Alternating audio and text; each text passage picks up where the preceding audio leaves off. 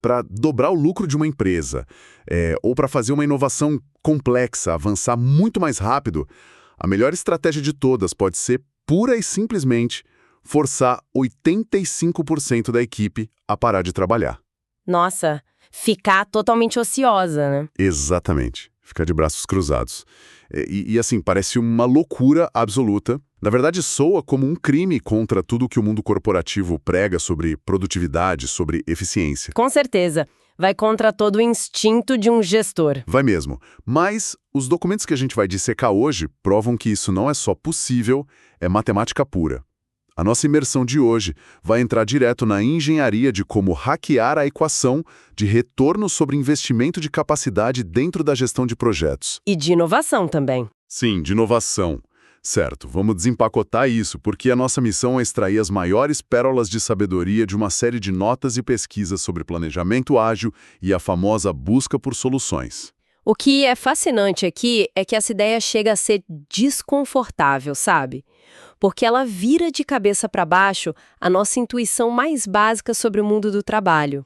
A gente é ensinado desde cedo a agir diferente. Sim, fomos condicionados a acreditar que produtividade significa suor, que cada pessoa, cada máquina na fábrica precisa estar no seu limite absoluto o tempo todo. Suando a camisa mesmo. Exato. Mas o material que estamos analisando baseia-se fortemente na teoria das restrições e em princípios ágeis para resolver problemas em sistemas complexos. E a grande lição que emerge das fontes, logo de cara, é que a eficiência local, Ou seja, aquela obsessão em otimizar cada pequena parte, para começar a desconstruir essa ilusão de manter todo mundo 100% ocupado, os documentos deixam uma regra muito clara para quem precisa resolver qualquer problema. uma regra de ouro. Sim, não se pode começar olhando para dentro. A gente precisa olhar para fora, porque eles chamam de sistema do comprador. E a influência direta aí é o famoso hábito número 5 do Stephen Covey, né? Aquele do livro Os 7 Hábitos das Pessoas Altamente Eficazes. Esse mesmo. A regra é: procure primeiro compreender, depois ser compreendido. E essa citação não está no material por, sei lá, um preciosismo acadêmico. Ele é o fundamento de tudo. É a base. E quando os textos falam sobre entender o sistema, é vital tirar da cabeça a ideia de que um sistema é apenas uma corporação gigante vendendo softwares corporativos. É muito mais amplo que isso, né? Muito mais. Um sistema é qualquer estrutura desenhada para entregar valor. Então, pode ser a cozinha de um restaurante servindo centenas de jantares num sábado à noite. Uma loucura. Pode ser uma agência governamental regulando licitações. E, de forma bem interessante, as fontes apontam que pode ser até a forma como uma criança brinca. Como assim, uma criança? Como ela interage com um brinquedo educativo, sabe? Como ela aprende com ele.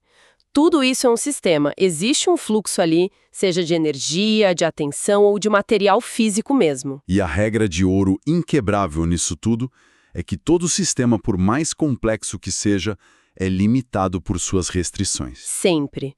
E quase sempre tem uma restrição principal ditando as regras do jogo. Que é a figura central da nossa discussão hoje, o famoso gargalo. Mas, trazendo para a realidade de quem está ouvindo, como a gente identifica esse gargalo no dia a dia? Bom, a fonte nos dá 3 pistas bem visíveis. A primeira é aquele ponto do processo que está operando em capacidade total. Está sempre no limite, sem um segundo de folga. Aquele setor que está sempre apagando incêndio. Exato.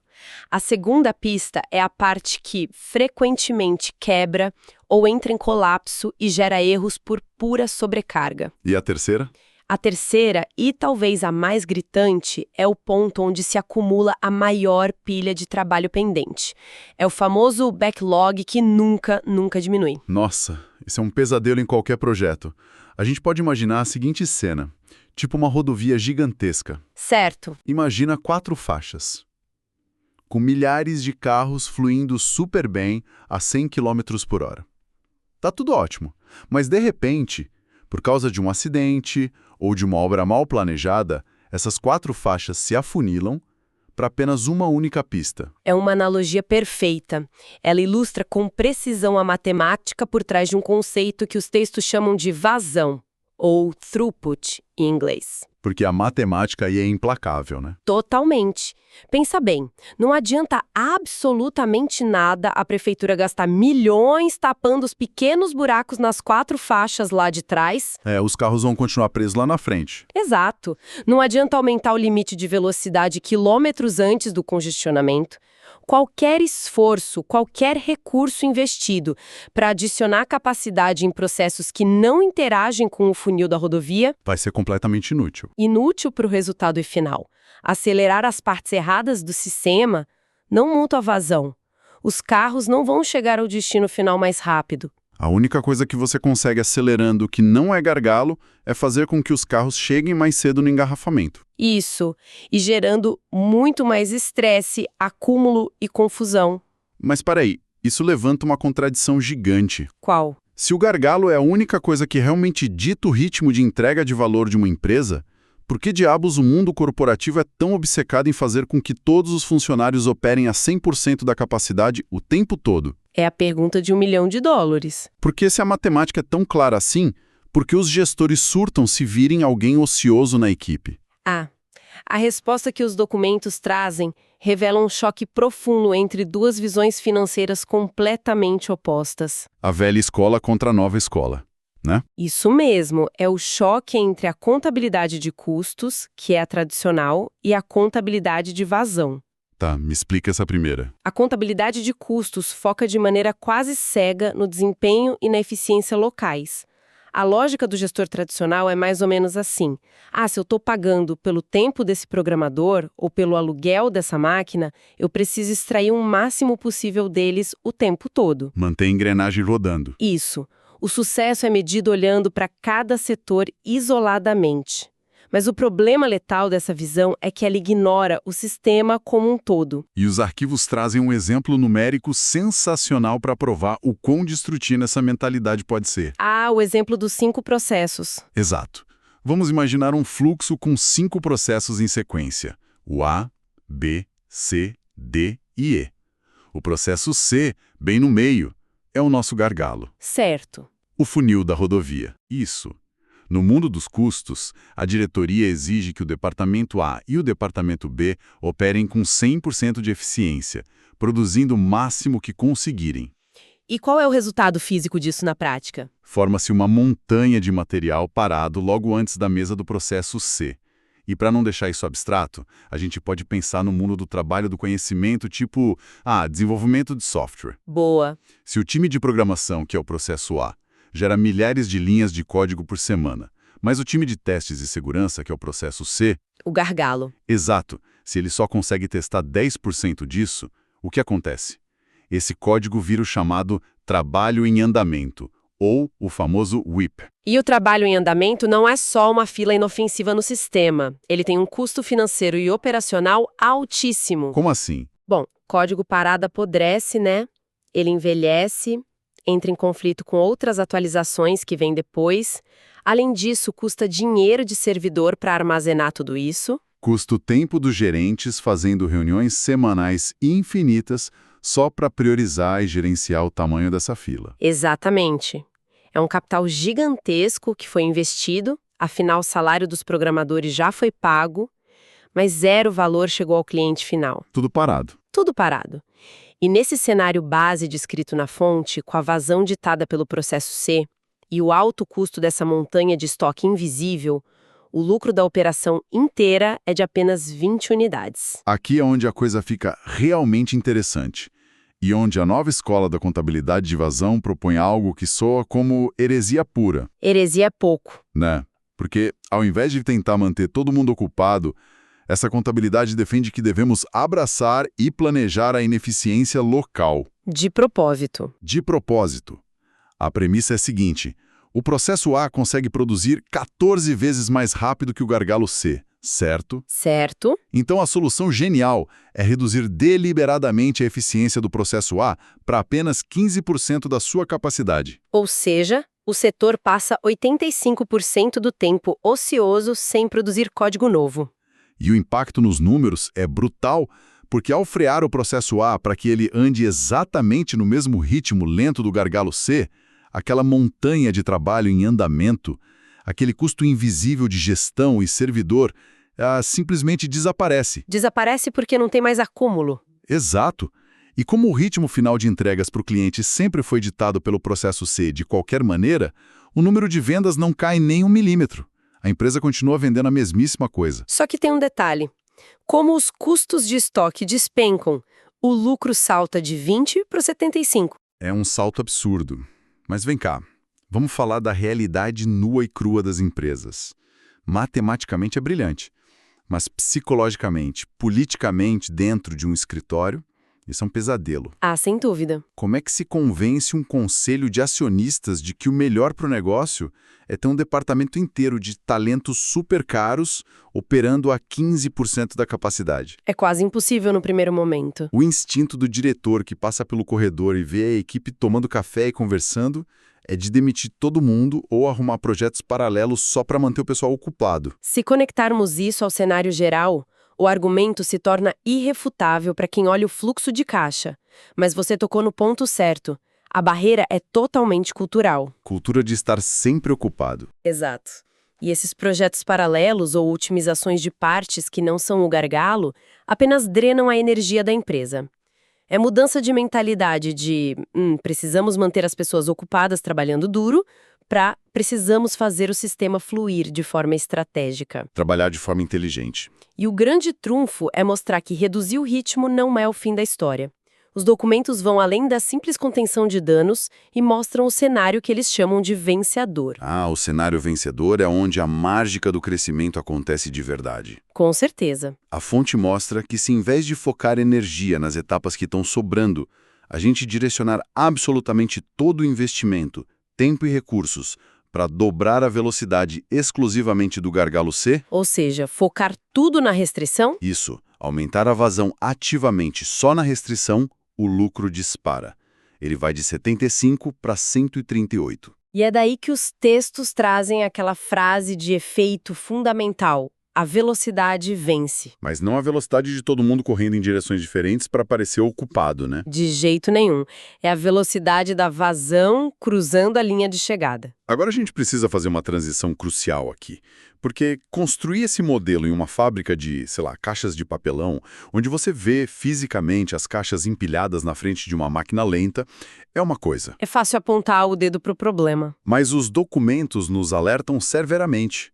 No mundo real do trabalho, do conhecimento, da inovação, do desenvolvimento de produtos, os gargalos são totalmente invisíveis. Ninguém tropeça numa pilha de decisões corporativas mal resolvidas no meio do corredor. Quem dera, né? Seria mais fácil. Perfeitamente. Sistemas reais são profundamente opacos. Eles envolvem políticas de escritório, regras complexas de compliance. Plataformas digitais que não conversam entre si. Sim, mudanças repentinas na economia que ninguém previu. Eles são complexos demais para serem modelados no papel com essa precisão matemática de A, B, C, D e E antes mesmo de o trabalho começar. Não dá para colocar numa planilha e achar que tá tudo certo. Não tem como contratar uma consultoria, olhar para uma empresa de fora e dizer, olha, diagnostiquei perfeitamente, o gargalo é processo C. Mas aí fica a dúvida. Se a gente não pode ver o gargalo fisicamente, e se desenhar no quadro branco não resolve a complexidade, como é que a gente descobre o que está realmente travando o fluxo? As fontes cravam que a única maneira verdadeira de encontrar o gargalo real ou de saber se uma solução funciona é testando intervenções diretamente no sistema do comprador. Tem que colidir com a realidade. Exato. Tem que ir para o campo de batalha. E é exatamente aqui, como uma ponte lógica, que os frameworks ágeis como o Scrum entram para hackear a equação. E é bom esclarecer. O ágil não é só um jeito de trabalhar mais rápido para entregar mais código, como muita gente vende por aí. Não mesmo. O ágil permite o desenvolvimento iterativo e incremental, e a função mecânica disso é atuar como um teste de estresse constante no sistema para revelar onde o fluxo para. Entendi. As fontes descrevem a estrutura básica. Tem o Product Owner, que prioriza o que traz mais valor. Tem o planejamento do ciclo curto, que é o Sprint Planning. E o time foca naquele pequeno lote de trabalho, né? Isso, eles se alinham no Daily Scrum todo dia e a regra inegociável é que ao final de 2 ou 3 semanas, eles devem gerar um incremento potencialmente entregável. ou seja, algo que funciona de ponta a ponta. Mas, o que isso significa na prática, sem o jargão corporativo todo? Boa pergunta. A gente pode pensar num cozinheiro que precisa inventar uma receita de caldo muito complexa para um grande banquete. Adoro essa analogia. Usar a abordagem tradicional, aquela contabilidade de custos, de tentar modelar tudo no papel antes, seria o equivalente a ler uma receita teórica, jogar 20 ingredientes na panela de olhos fechados, tampar, deixar ferver por 6 horas... E cruzar os dedos. Cruzar os dedos. Só provar o sabor na hora de servir para os convidados. Se faltou sal, ou se o ingrediente estragou o gosto de tudo, o prato inteiro vai para o lixo. Um desastre total. O esforço foi enorme, todo mundo suou a camisa na cozinha, mas o resultado é intragável. E o método ágil é o oposto disso. É o cozinheiro provando a sopa com uma colher a cada 5 minutos, Fazendo ajustes. fazendo pequenos ajustes enquanto a panela ferve. Ele testa a solução no sistema real o tempo todo. Essa analogia ilustra com perfeição o princípio da redução de desperdício. A tentativa arrogante de fazer grandes modelagens preditivas antes de testar a realidade é um verdadeiro ralo de dinheiro. E de tempo. E de tempo. O ágil aceita que o sistema complexo do comprador é uma caixa preta. Nós não precisamos entender cada engrenagem interna logo de início. Em vez disso, a gente usa os pequenos incrementos entregues a cada ciclo como sondas exploratórias. Mas espera aí. Tratar o sistema como uma caixa preta e sair testando coisas não é meio perigoso? Digo, se a gente não entende o sistema completamente, não existe o risco de quebrar algo fundamental com essas sondas? Levou apenas 2 semanas para ser feito e ele quebra algo? Ou, digamos, você descobre que o departamento jurídico leva 2 meses para aprovar uma simples vírgula. O que acontece muito. Acontece o tempo todo. Pronto, você acaba de tornar o gargalo invisível em algo totalmente visível. Ah, entendi. O teste rápido forçou o sistema a mostrar suas limitações com um custo de erro muito baixo. Porque você só perdeu 2 semanas. Exato. Se você tivesse passado 1 ano construindo em segredo e só descobrisse que o jurídico iria barrar no dia do lançamento, o prejuízo seria astronômico. Os incrementos curtos mitigam o risco existencial do projeto. E isso empurra a gente direto para a reta final e para o conceito central mais profundo que os textos abordam. A questão da incerteza. Sim, porque toda essa experimentação, esse ato de colocar coisas no mundo real o tempo todo por meio do ágil, nos obriga a encarar o desconhecido. No fim do dia, seja criando um aplicativo revolucionário ou até uma nova política pública, gerenciar a inovação é, na sua essência, gerenciar riscos. E a definição técnica que os materiais fornecem para isso é muito elegante. Eles dizem que risco é incerteza quantificada. Incerteza quantificada. Gostei disso. A inovação respira a incerteza. E os documentos destrincham as incertezas que rondam os projetos em 3 grandes baldes. Vamos falar sobre eles. O primeiro é a incerteza de negócios. Isso envolve as motivações dos diretores, a atitude da equipe de vendas em abraçar o novo produto. E as mudanças nos processos internos que ninguém previu, né? Com certeza. O segundo balde é a incerteza técnica. Esse é o terreno onde os engenheiros e desenvolvedores adoram montar acampamento e ficar lá. É a zona de conforto deles. É a preocupação se a linguagem de programação é a melhor, se a integração dos dados com o sistema antigo vai funcionar direitinho, ou se o servidor na nuvem vai aguentar o pico de acessos durante a Black Friday. E olha, é um risco real, claro, e muito dinheiro é gasto nisso. Bastante. E o terceiro balde é a incerteza ambiental, que abriga os fatores externos que estão totalmente fora do nosso controle. Tipo o quê? Tipo uma pandemia, uma mudança abrupta na taxa de juros do país, ou uma nova regulamentação governamental de privacidade de dados. Coisas que vêm de cima. Sim, mas o ponto crucial que a fonte defende não é tentar eliminar a incerteza. É aceitar que, se a gente tivesse certeza absoluta de como tudo iria se comportar desde o dia 1... Não seria inovação. Exato. Seria apenas trabalho de rotina operacional. A incerteza não é uma anomalia. Ela é matéria-prima de quem busca soluções novas. E aqui entra a maior ironia de todas dentro do mundo corporativo. Desses 3 baldes, de todas essas variáveis complexas que tiram o sono de executivos bem pagos, existe uma ameaça suprema. O maior risco possível. O maior de todos. A fonte crava sem cerimônia. A maior incerteza não é se o servidor vai cair ou se a tecnologia vai falhar miseravelmente. O risco definitivo é a terrível falta de adoção do usuário final. Nossa, sim. Porque se o produto for tecnicamente impecável, se a arquitetura de dados for estado da arte, mas o comprador ou o funcionário lá na ponta decidir que aquilo é chato ou que não se encaixa na rotina dele, O projeto inteiro é um fracasso abismal. abismal. E a gente vê essa ironia todos os dias, né? Demais. Equipes passam 10 meses trancadas numa sala, blindando a incerteza técnica, brigando para ver qual banco de dados é mais rápido, quando o que realmente mata a ideia é que ninguém parou para perguntar se o usuário estava a fim de clicar em 3 botões a mais. Isso levanta uma questão importante sobre a nossa própria psicologia de gestão. A gente foca obsessivamente em resolver os riscos que controlamos matematicamente, como o banco de dados. Que é mais seguro psicologicamente. Sim, e fugimos do abismo que é o comportamento humano, que é totalmente imprevisível. E é por isso que toda a jornada que traçamos até aqui faz tanto sentido. O planejamento ágil, usando incrementos rápidos para testar o sistema, não é só uma ferramenta de fluxo de trabalho. É muito mais. É a apólice de seguro perfeita contra a rejeição humana. A mitigação de risco perfeita. Exato. Porque se você entrega uma versão minúscula da inovação lá na 3ª semana do projeto e o usuário cruza os braços e diz, olha, eu não vou usar isso, pronto. Você neutralizou o maior risco de todos enquanto ainda era muito barato mudar o rumo da ideia. É uma mudança de perspectiva brutal.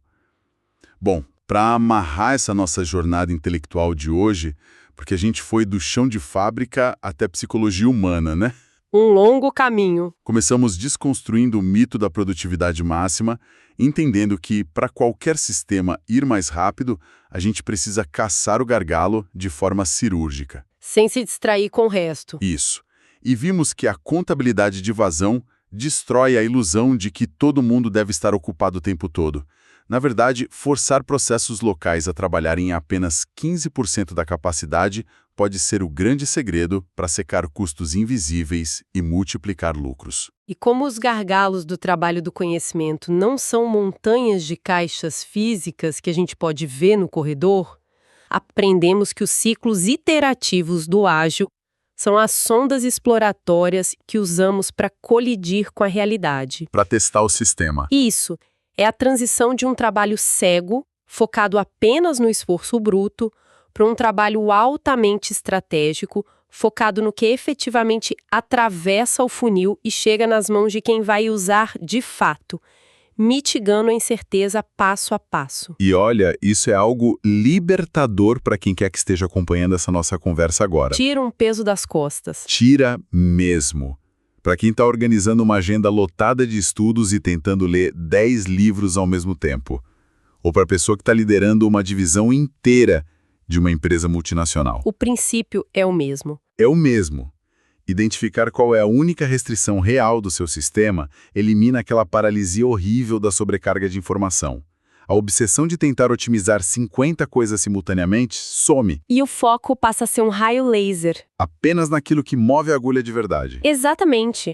A essência de tudo que dissecamos hoje é que a eficiência que ignora o contexto global é apenas uma forma muito cara e cansativa de gerar confusão. Sem dúvida. Precisamos de sistemas que respirem, que aceitem a ociosidade estratégica em alguns pontos, para garantir a velocidade máxima onde ela realmente importa. E para fechar o nosso mergulho de hoje, quero deixar um pensamento meio provocativo no ar. Manda. Nós passamos todo esse tempo aqui analisando fluxos, matemática de vazão, teorias de restrições e frameworks rigorosos de tecnologia, certo? Certo, muita lógica envolvida. Mas se o sucesso monumental ou o fracasso humilhante de uma inovação que custou milhões de dólares e anos de suor depende, em última e absoluta instância, de uma decisão idiosincrática e muitas vezes irracional de um ser humano? Que simplesmente acorda com preguiça de usar o seu produto novo. Exatamente.